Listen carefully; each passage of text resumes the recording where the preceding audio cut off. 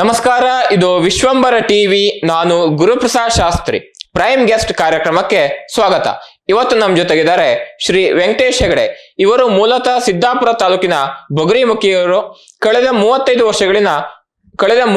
ವರ್ಷಗಳಿಂದ ಯಕ್ಷಗಾನದಲ್ಲಿ ತಮ್ಮನ್ನು ಸಕ್ರಿಯವಾಗಿ ತೊಡಗಿಸಿಕೊಂಡಿದ್ದಾರೆ. ಜೊತೆಗೆ ಗುತ್ತಿಗೆದಾರರಾಗಿಯೂ ಸಹ ಕೆಲಸವನ್ನು ನಿರ್ವಹಿಸ್ತಾ ಇದ್ದಾರೆ. ಕಾರ್ಯಕ್ರಮಕ್ಕೆ ಆತ್ಮೀಯ ಸ್ವಾಗತ. ನಮಸ್ತೆ ಸರ್. ನಮಸ್ಕಾರ. ಪ್ರಿಯ ವೀಕ್ಷಕರೇ, ಈ ವಿಡಿಯೋವನ್ನ ನೋಡೋದಕ್ಕೂ ಮೊದಲು ನಮ್ಮ ಚಾನೆಲ್ ಅನ್ನ ಇನ್ನು ಸಬ್ಸ್ಕ್ರೈಬ್ ಮಾಡ್ಕೊಂಡಿಲ್ಲ ಆದ್ರೆ ತಕ್ಷಣವೇ ಸಬ್ಸ್ಕ್ರೈಬ್ ಮಾಡ್ಕೊಳ್ಳಿ. ಹಾಗೆ ವಿಡಿಯೋ ಇಷ್ಟ ಆಗಿದ್ರೆ ಶೇರ್ ಮಾಡಿ. ಯಕ್ಷಗಾನದತ್ತ ತಮ್ಮನ್ನ ಸಕ್ರಿಯವಾಗಿ ನಿಮ್ಮನ್ನು ತೊಡಗಿಸ್ಕೊಂಡಿದ್ರಿ. ಹೌದು. ಈ ಒಂದು ಯಕ್ಷಗಾನದಲ್ಲಿ ನಿಮ್ಗೆ ಚಿಕ್ಕನ್ನಲ್ಲೇ ಆಸಕ್ತಿ ಹೇಗೆ ಬೆಳೆದು ಬಂತು? ನಿಮ್ಮ ಮನೆಯಲ್ಲಿ ತಂದೆಯವರು ಇರ್ಬೋದು, ಅಜ್ಜವ್ರು ಇರ್ಬೋದು, ಇವನ್ ಅಥವಾ ಕುಟುಂಬದಲ್ಲಿ ಯಾರಾದ್ರೂ ಯಕ್ಷಗಾನದಲ್ಲಿ ತೊಡಗಿಸ್ಕೊಂಡಿದ್ರ ಹೇಗೆ? ನಮ್ದು ಯಕ್ಷಗಾನ ಕುಟುಂಬನೇ. ಅಜ್ಜ, ಚಿಕ್ಕಪ್ಪಂದಿರು, ತಂದೆಯವರೆಲ್ಲ ಯಕ್ಷಗಾನದಲ್ಲೇ ಸಾಕಷ್ಟು ವರ್ಷ ಅದನ್ನ ಯಕ್ಷಗಾನ ಕುಣಿದವರು. ಯಕ್ಷಗಾನದ ಗೀಳು ನಮ್ಮ ರಕ್ತ ಪರಂಪರೆಯಾಗಿ ನಮಗೆ ಬಂದಿದ್ದು.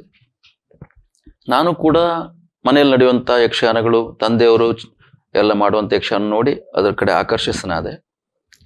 ಮತ್ತೆ ಅದಕ್ಕೆ ಬೇಕಾದಂಥ ಪೂರಕ ವಾತಾವರಣ ನಮ್ಮ ಮನೇಲಿತ್ತು. ನಮ್ಮ ತಾಯಿಯವರು, ತಂದೆಯವರು, ನಮ್ಮ ಮನೆಯವರೆಲ್ಲ ತುಂಬ ಸಹಕಾರ ಕೊಟ್ಟರು. ಒಂದು ಹಂತದಲ್ಲಿ ತಂದೆಯವರು ಯಕ್ಷಗಾನ ಬೇಡ ಅಂತ ಹೇಳಿದರು. ನನ್ನ ಆಸಕ್ತಿಯನ್ನು ಗಮನಿಸಿ ಅದಕ್ಕೆ ಸಹಕಾರಿಗಳಾಗಿ ಅನೇಕ ರೀತಿಯಲ್ಲಿ ನಡ್ಕೊಂಡ್ರು. ಸರಿ, ತಾವು ಅಂದ್ರೆ ಯಕ್ಷಗಾನದಲ್ಲಿ ಪ್ರಮುಖವಾಗಿ ಯಾವ್ಯಾವ ವೇಷಗಳನ್ನ ಹೆಚ್ಚು ಮಾಡ್ತೀರಿ? ಮತ್ತೆ ನಿಮ್ಗೆ ಅತ್ಯಂತ ಖುಷಿ ಕೊಟ್ಟ ವೇಷಗಳು ಯಾವುದು? ನಾನು ಸಣ್ಣಂದಿಂದಲೇ ವೇಷ ಮಾಡ್ತಾ ಇರೋದಕ್ಕಾಗಿ ಆಗೆಲ್ಲ ಸಣ್ಣ ಸಣ್ಣ ವೇಷಗಳನ್ನೇ ಕೊಡ್ತಿದ್ರು. ಪ್ರಾರಂಭದಲ್ಲಿ ಗೋಪಾಲ ವೇಷ ಮಾಡ್ತಿದ್ದೆ. ಆಮೇಲೆ ಒಂದು ರಾಜನ ಜೊತೆ ಹೋಗುವಂತ ಜೊತೆ ವೇಷಗಳು, ಉದಾಹರಣೆಗೆ ಇಂದ್ರನ ಜೊತೆಲಿ ಹೋಗುವಂತ ಅಗ್ನಿ, ವಾಯು, ಈ ಥರದ ವೇಷಗಳನ್ನು ಮಾಡ್ತಾ ಇದ್ದೆ. ನನಗದೇ ಒಂದು ಸಮಾಧಾನ. ಯಕ್ಷಗಾನ ರಂಗಕ್ಕೆ ಹೋಗ್ತೇನೆ ಹೇಳೋದೇ ಸಮಾಧಾನ. ಯಾವ ವೇಷ ಹೇಳೋದು ಮುಖ್ಯ ಅಲ್ಲ, ಅದೆಲ್ಲ ವಿಷಯ ಅಲ್ಲಾಗಿತ್ತು ನನಗೆ. ಒಟ್ಟು ರಂಗದಲ್ಲಿ ಭಾಗವಹಿಸ್ಬೇಕು ಅನ್ನೋದೇ ಉದ್ದೇಶ. ಹಾಗೆ ಬೆಳೀತಾ ಬೆಳೀತಾ ಹೋದ ಹಾಗೆ ವೇಷಗಳಲ್ಲಿ ಸ್ವಲ್ಪ ಇನ್ಕ್ರಿಮೆಂಟ್ ಅಂತ ಹೇಳ್ತೀವಲ್ಲ, ನನ್ನ ಅಷ್ಟು ವರ್ಷದ ಅನುಭವಗಳು, ಬೇರೆಯವ್ರನ್ನ ನಾನು ಕಲಿತದ್ದು ಪ್ರಯೋಜನಕ್ಕೆ ಬರ್ತಾ ಹೋಯಿತು. ಬೇರೆ ಬೇರೆ ವೇಷಗಳನ್ನ ನನ್ನನ್ನು ಗುರುತಿಸಿ ಕೊಡ್ತಾ ಹೋದ್ರು. ಹಲವು ವೇಷಗಳನ್ನು ಮಾಡಿದ್ದೇನೆ. ಉದಾಹರಣೆಗೆ ಅನೇಕ ಮುಖ್ಯ ಪಾತ್ರಗಳನ್ನು ನಿರ್ವಹಣೆ ಮಾಡ್ತಾ ಇದ್ದೀನಿ ಈಗಲೂ. ಜಾಂಬು ಅಂತ, ಅರ್ಜುನ, ಈ ಥರದ್ದು, ಭಸ್ಮಾಸುರ, ಹಲವಾರು ವೇಷಗಳು. ಸಾಮಾನ್ಯ ನನಗೆ ಅಂದ್ರೆ ನಾನು ವೇಷ ಮಾಡುವಾಗ ನನ್ನ ಮನಸ್ಸು ಆತ್ಮತೃಪ್ತಿಗಾಗಿ ಮಾಡೋದ್ರಿಂದ ಎಲ್ಲ ವೇಷಗಳು ನನ್ನ ಖುಷಿ ಕೊಡ್ತಾ ಹೋಗಿದೆ. ಆದರೆ ಯಕ್ಷಗಾನ ನಿರಂತರ ಕಲಿಕೆ, ಪ್ರತಿ ಕ್ಷಣವೂ ಕಲಿಯುವುದಿರ್ತದೆ. ನಾನು ದೊಡ್ಡ ಕಲಾವಿದರನ್ನ ನೋಡಿ ಅವರಿಂದ ಸ್ವಲ್ಪನಾರು ತೆಗೆದುಕೊಳ್ಳೋ ಪ್ರಯತ್ನ ಮಾಡೋದು. ಯಾಕಂದ್ರೆ ಮತ್ತೊಬ್ಬರ ಮಾರ್ಗದರ್ಶನ ಇಲ್ಲದಿದ್ರೆ ಯಕ್ಷಗಾನದಲ್ಲಿ ಬೆಳಿಲಿಕ್ಕೆ ಆಗೋದಿಲ್ಲ. ಯಾವುದೇ ಕಲೆ ಆದರೂ ಅದನ್ನೇ ಅನುಕರಣೆ ಅಂತ ಅಲ್ಲದೆ ಇದ್ರು ಅದು ಅನಿವಾರ್ಯನೇ. ಹಾಗಾಗಿ ನಾನು ಅನೇಕ ವೇಷಗಳನ್ನ ಈಗ ಮಾಡ್ತಾ ಇದ್ದೀನಿ. ಇನ್ನು ನಾನು ಮಾಡದೇ ಇರುವಂತ ಹಲವು ವೇಷಗಳು ಇದೆ. ಗದದ ಕೌರವ, ಕರ್ಣಪರ್ವದ ಕರ್ಣ, ಹಲವಾರು ವೇಷಗಳಿದೆ ಯಕ್ಷಗಾನದಲ್ಲಿ. ಸುಮಾರು ಈಗೊಂದು 5-6 ಸಾವಿರ ಪ್ರಸಂಗಗಳಿದೆ ಅಂತ ಹೇಳ್ತಾರೆ. ನನಗೇನು ಗೊತ್ತಿಲ್ಲ ಅಷ್ಟೇ. ಇದು ನಾನು ಸದ್ಯದಲ್ಲಿ ಭಾಗವಹಿಸಿರೋದು ಒಂದು 50-60 ಪ್ರಸಂಗಗಳಾಗಿರ್ಬೋದು. ಆ ಪ್ರಮಾಣದಲ್ಲಿ ನಾನು ಮಾಡುವಂಥದ್ದಿದೆ. ಆದರೆ ಒಂದು ಮಾಡಿರುವಂಥ ಪಾತ್ರಕ್ಕೆ ಪ್ರಾಮಾಣಿಕ ನ್ಯಾಯ ಕೊಡುವಂತ ಒಂದು ಬದ್ಧತೆಯನ್ನು ನಾನು ತೋರಿಸ್ತಾ ಇದ್ದೆ. ನೀವೀಗ ಮಾತನಾಡ್ಬೇಕು ಹೇಳಿದ್ರಿ, ತಂದೆಯವರು ಸ್ವಲ್ಪ ಅಂದ್ರೆ ನೀವು ಯಕ್ಷಗಾನಕ್ಕೆ ಬರ್ಲಿಕ್ಕೆ ಸ್ವಲ್ಪ ಹಿಂದೇಟ್ ಹಾಕಿದ್ರು. ಅದಕ್ಕೆ ಯಾವ್ದಾರ ಒಂದು ಕಾರಣ ಏನಾರ? ಯಾಕಂದ್ರೆ ಅವರು ಸಹ ಸ್ವತಃ ಮೇಳದಲ್ಲಿ ವ್ಯವಸ್ಥಾಪಕರಾಗಿ ಇದ್ದಂತವ್ರು. ಹಾಗಾಗಿ ಯಾವ ಕಾರಣಕ್ಕೆ ಇರ್ಬೋದು? ಮಗ ಬೇರೆ ಒಂದು ವೃತ್ತಿಗೆ ಹೋಗ್ಲಿ ಅಂತ ಆಸೆನಾ ಅಥವಾ ಹೇಗೆ? ಹೌದು, ಅಷ್ಟೇ. ನಾನು ಯಕ್ಷಗಾನ ಕುಣಿದ್ರ ಬಗ್ಗೆ ವಿರೋಧ ಅಂತಲ್ಲ, ಶಿಕ್ಷಣದ ಆಸಕ್ತರು ತಂದೆಯವರು. ಒಳ್ಳೆ ಶಿಕ್ಷಣ ಕಲಿತು ಒಳ್ಳೆ ನೌಕರಿನ ಮಾಡ್ಲಿ ಹೇಳೋ ಸದುದ್ದೇಶ ಬಿಟ್ರೆ ಯಕ್ಷಗಾನ ಬೇಡ ಅಥವಾ ಅದರಿಂದ ಕೆಟ್ಟದು ಅಂತ ಆದಷ್ಟಿಂದ ಹೇಳಿದ್ದಲ್ಲ. ಮತ್ತೆ ಆಗಿನ ಹಂತದಲ್ಲಿ ಈಗಿರೋಷ್ಟು ಯಕ್ಷಗಾನಕ್ಕೆ ಅನುಕೂಲಗಳಿರ್ಲಿಲ್ಲ, ಕಷ್ಟಗಳೇ ಜಾಸ್ತಿ. ನಾವೇ ನೋಡಿದೀವಿ ಹಿಂದೆಲ್ಲ ಅವರವರ ವೇಷ ಸಂಗ್ರಹಗಳನ್ನ ಅವರೇ ಪೆಟ್ಟಿಗೆ ಹೊತ್ಕೊಂಡು ಹಲವು ಊರಿಗೆ ದೂರ ದೂರ ನಡ್ಕೊಂಡು ಹೋಗುವುದು, ಗಾಡಿ ವ್ಯವಸ್ಥೆ ಇಲ್ಲ. ಆ ಸಂದರ್ಭದಲ್ಲೂ ಕೂಡ ಅದೆಲ್ಲ ಕಷ್ಟವನ್ನು ನೋಡಿ ಈ ಗೋಳೆಲ್ಲ ಯಾಕೆ, ನಾವಂತೂ ಹೀಗಾದ್ವಿ, ಮುಂದಿನ ಇವರಾದ್ರೂ ಒಳ್ಳೆ ರೀತಿ ಶಿಕ್ಷಣ ಪಡೆದು ಯಾವ್ದಾದ್ರು ತಂದೆ ತಾಯಿಗಳು ಆಸೆ ಪಡೋ ಉದ್ಯೋಗ ಹಿಡಿಲಿ ಅನ್ನೋದು ಆಸಕ್ತಿ ಇತ್ತು.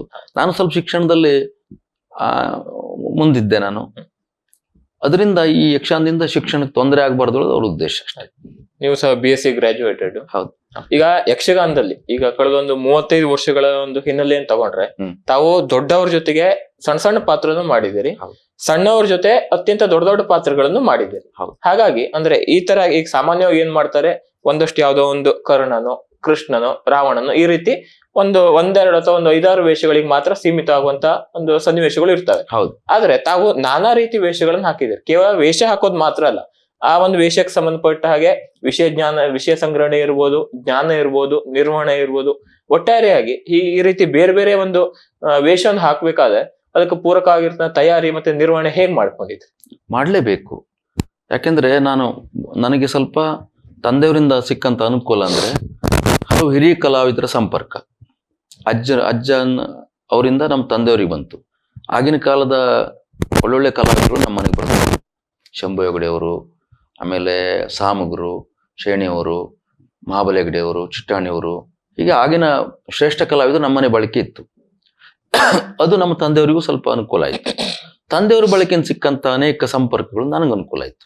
ನಾನು ದೊಡ್ಡವ್ರ ಜೊತೆಗೆ ವೇಷ ಮಾಡೋದು ಹೆಚ್ಚು ಅವಕಾಶ ಸಿಕ್ತಿತ್ತು. ಹಾಗೆಲ್ಲ ಸಣ್ಣ ವೇಷಗಳೇ ನಾನು ಮಾಡೋದು. ಯಾವ ವೇಷವನ್ನು ನಾನು ಬೇಸರ ಪಟ್ಕೊಳ್ಳದೆ ಮಾಡ್ತಾ ಇದ್ದೆ. ಯಾಕೆಂದ್ರೆ ಅವರಿಂದ ನಾನು ಕಲೀಲಿಕ್ಕೆ ಬಹಳ ಉಂಟು. ಹೌದು. ಈಗ ಅವರೊಂದು ನನಗೆ ಹೋಲಿಸಿದ್ರೆ ಅವರು ಸಿಂಧು, ನಾನು ಅಲ್ಲೊಂದು ಸಣ್ಣ ಬಿಂದು.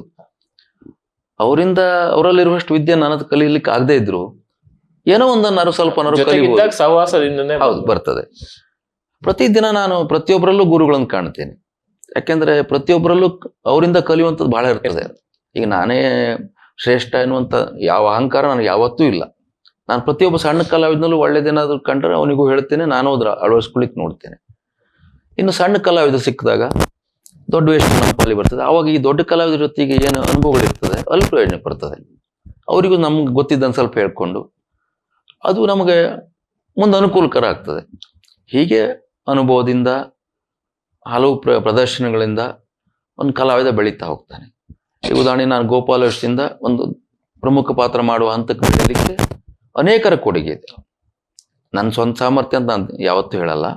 ಅನೇಕ ಕಲಾವಿದರು ಅಷ್ಟಷ್ಟು ಹೊತ್ತಿಗೆ ಸೂಚನೆ ಕೊಟ್ಟು ಹೇಳಿಕೊಟ್ಟು ನನ್ನನ್ನು ತಿದ್ದಿದ್ದು.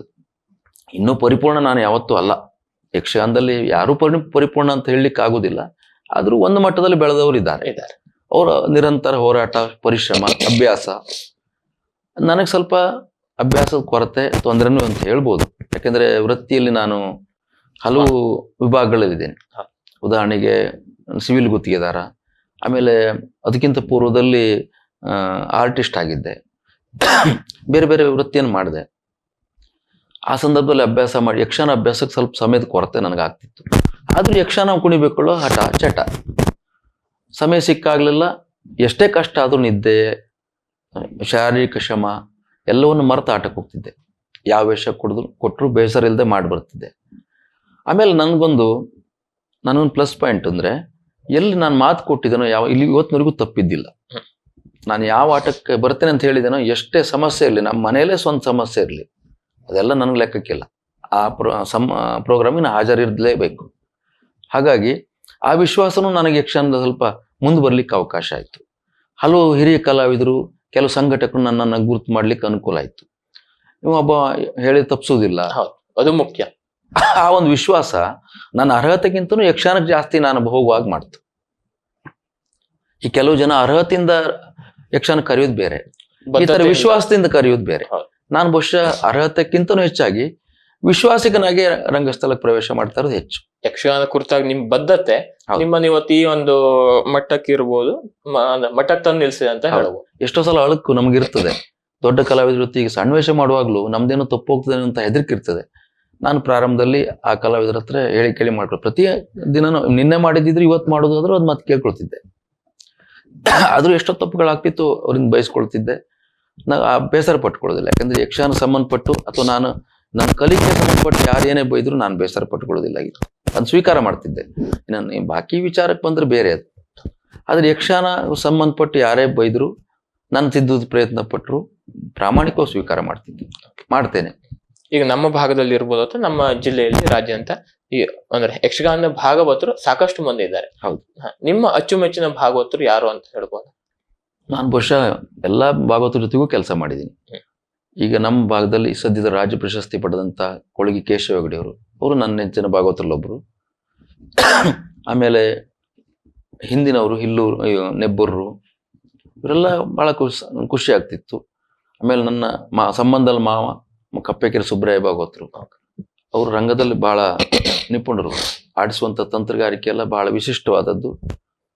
ಅವರೆಲ್ಲ ಬಹಳ ಖುಷಿ ಕೊಡ್ತಿತ್ತು. ಸದ್ಯದಲ್ಲಿ ಯುವ ಭಾಗವತರುಗಳಲ್ಲಿ ಹಿಲ್ಲೂರವರು, ಜನ್ಸಾಲೆ ಅವರು, ಸರ್ವೇಶ್ವರ ಹೆಗಡೆ ಅವರು, ಹಿಂದೆ ದಾರೇಶ್ವರ ಅವರೆಲ್ಲ ನನಗೆ ಬಹಳ ಖುಷಿ ಕೊಡುವಂಥ ಭಾಗವತರಾಗಿತ್ತು. ಎಲ್ಲ ಭಾಗವತರು ನನಗೆ ಖುಷಿನೇ.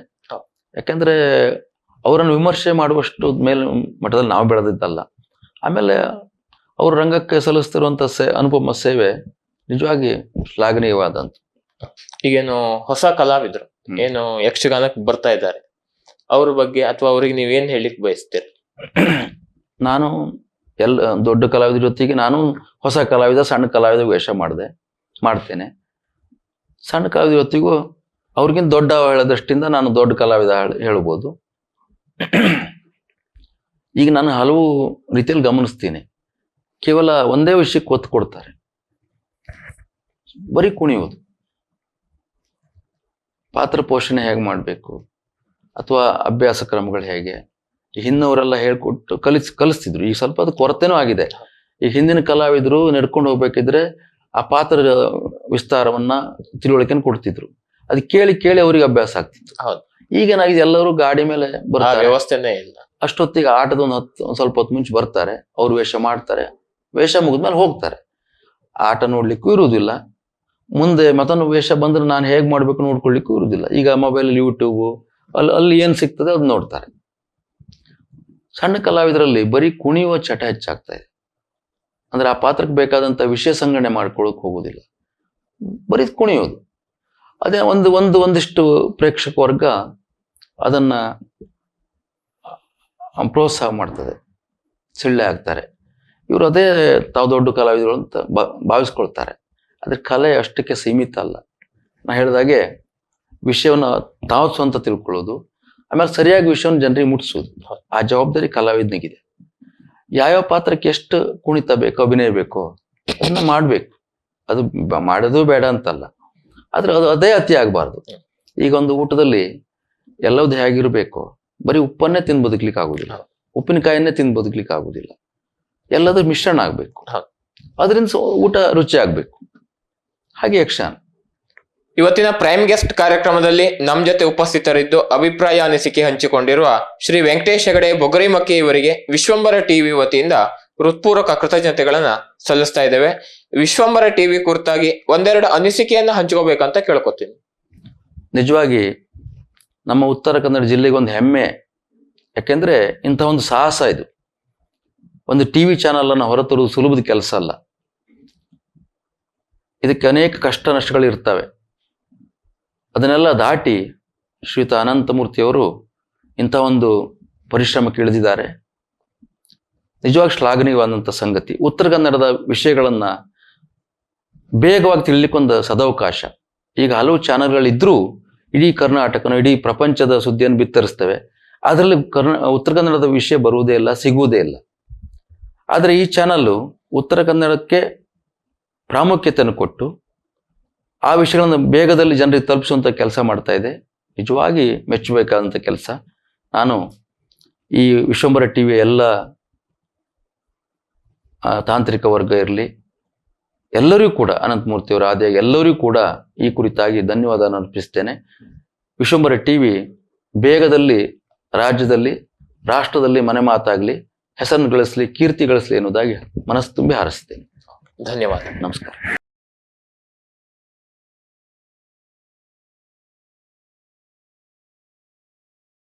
ವೀಕ್ಷಕ ಮಹಾಪ್ರಭುಗಳೇ, ನಮ್ಮ ಚಾನಲ್ ಅನ್ನು ಸಬ್ಸ್ಕ್ರೈಬ್ ಮಾಡಿ, ಶೇರ್ ಮಾಡಿ, ಪ್ರೋತ್ಸಾಹಿಸಿ.